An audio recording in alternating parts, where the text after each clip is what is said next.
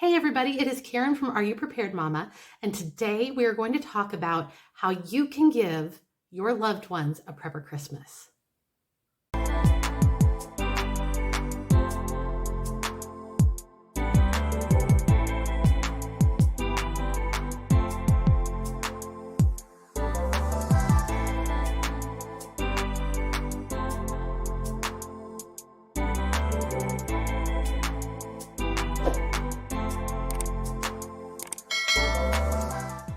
One of my big desires is to make sure that those around me are prepared. And fortunately for me, most of those people around me are involved in preparedness, and I'm really thankful for that. So when you have people who are on board and want to be prepared, but don't know exactly how to prepare, sometimes giving them different gifts will help. The first type of kit I would suggest that you put together is a water outage pack. So this is very simple. And there's not a whole lot to it, but it can be very helpful. This kit would include a bucket. It would include heavy-duty trash bags. It would include some kitty litter. It would include a 5-gallon camping water container that has a spigot on it. It would include hand sanitizer. And it would include a snap-on bucket lid. So if this person is ever without water, they have a way to wash their hands. They have a way to use the restroom. They have a way to keep it from stinking quite so much and a way to absorb a lot of that liquid.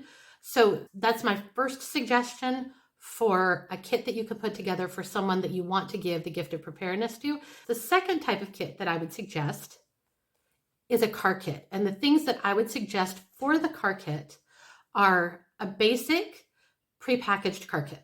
I would have also a basic prepackaged first aid kit to go along with that.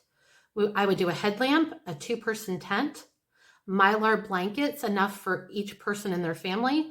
I would do hand and foot warmers, and then I would do some kind of a water filter. So whether that is a Life straw or a Berkey water bottle, or there's a new type of water bottle that I have used that I highly recommend. Is called an ETA water bottle. It filters out even nuclear, biological, and chemical stuff. So I will have links for all of this down below in the description. So that's the second type of kit that I might gift. And honestly, that's a great kit to give a kid who's just getting their driver's license. So something to consider for them. The third type of kit that I suggest is a mini survival kit. And I have purchased, I think, 4 or 5 of these over the years.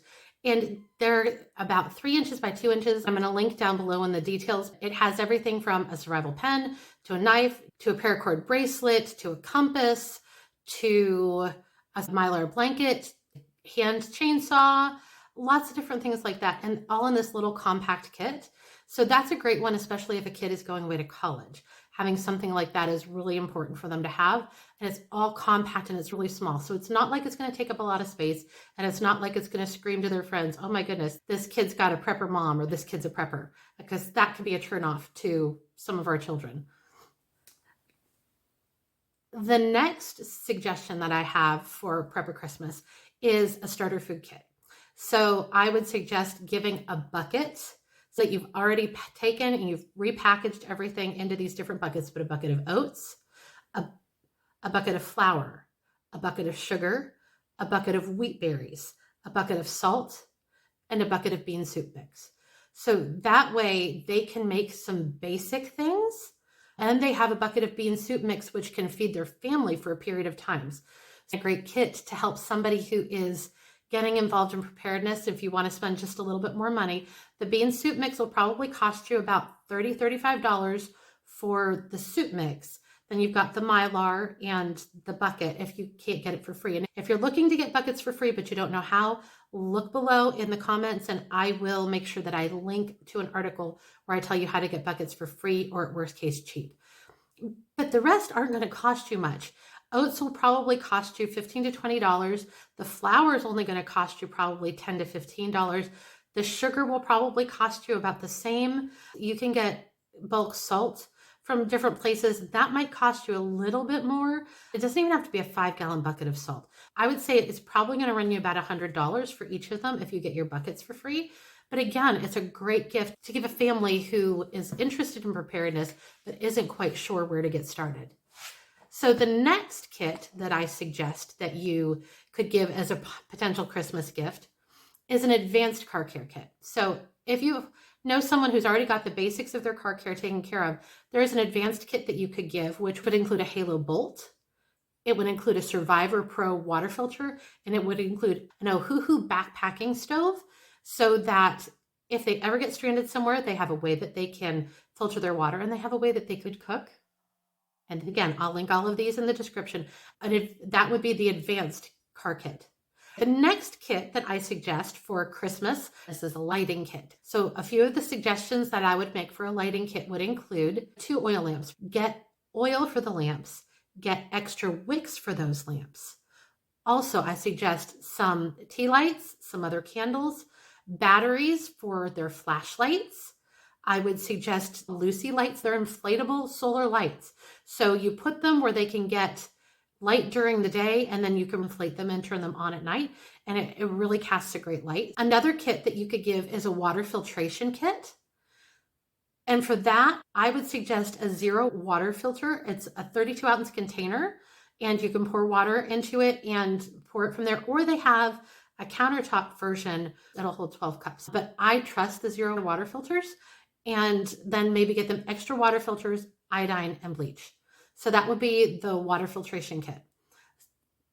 The next kit that I recommend giving people wanting to get more involved in preparedness would be a heating kit. And this is a little bit more expensive. Buddy heaters are rated for indoor and outdoor use. I would still personally use a carbon monoxide detector with it, and then propane for that buddy heater. If you're going to use the big canisters, you have to get an adapter. So make sure you get an adapter for that as well. A heating kit can heat a room easily for a period of time if they are ever without electricity.